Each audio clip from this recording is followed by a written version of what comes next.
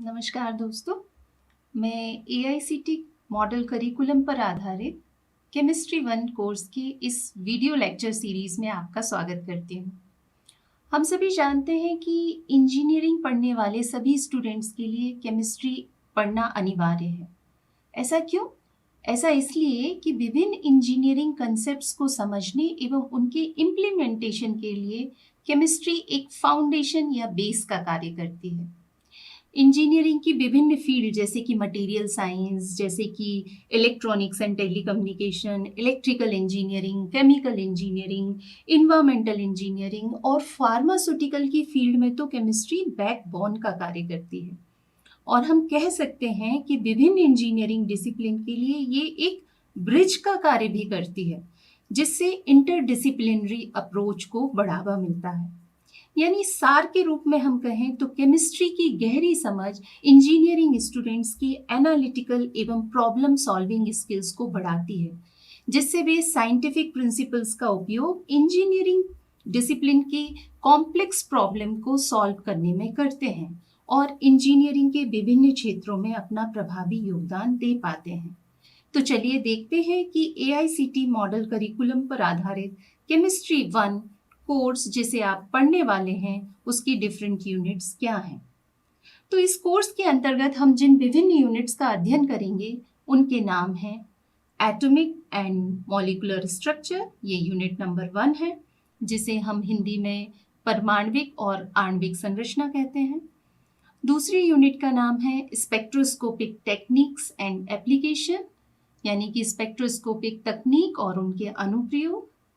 तीसरी यूनिट है intermolecular forces and potential energy surface, अंतर आणविक बल और स्थितिज ऊर्जा सतह।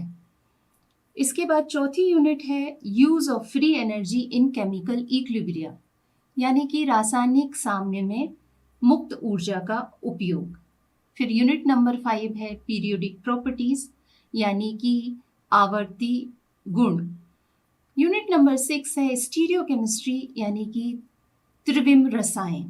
और यूनिट नंबर 7 है organic reactions and synthesis of a drug molecule, यानी कि कार्बनिक अभिक्रियाएं और ड्रग यानी कि जो दवा है उसकी सिंथेसिस। तो चलिए देखते हैं कि इसके कोर्स आउटकम्स क्या हैं।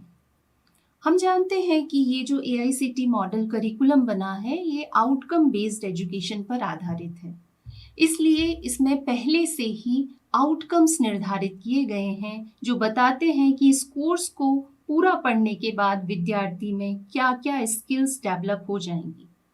तो सबसे पहले हम इसके कोर्स आउटकम्स की बात करते हैं। तो इस कोर्स को पढ़ने के बाद विद्यार्थी इन चीज़ों में सक्षम होंगे।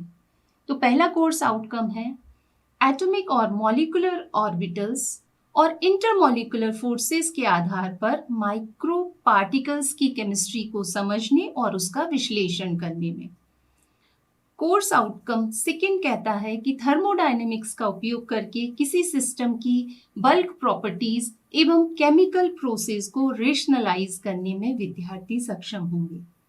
कोर्स आउटकम 3 कहता है कि इलेक्ट्रोमैग्नेटिक स्पेक्ट्रम के द्वारा विभिन्न स्पेक्ट्रोस्कोपिक टेक्निक्स में प्रयुक्त किए जाने वाले इलेक्ट्रोमैग्नेटिक रेडिएशन के माध्यम से मॉलिक्यूल्स के विभिन्न एनर्जी लेवल्स में होने वाले परिवर्तनों का विश्लेषण करने में विद्यार्थी सक्षम होंगे। कोर्स आउटकम 4 ये कहता है कि विभिन्न पीरियोडिक प्रॉपर्टीज जैसे कि atomic radii, ionization energy, electron affinity, electron negativity, oxidation state आदि जो डिफरेंट प्रॉपर्टीज हैं इनकी व्याख्या करने में स्टूडेंट्स सक्षम होंगे।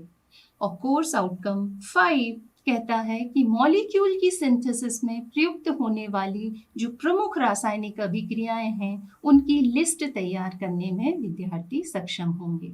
तो इस प्रकार हमने देखा कि किस तरीके से केमिस्ट्री 1 में विभिन्न यूनिट्स हैं और ये हमारे आउटकम्स हैं जिन्हें इस कोर्स को पूरा पढ़कर आप में ये स्किल्स और ये चीज़ें डेवलप हो जाएंगी।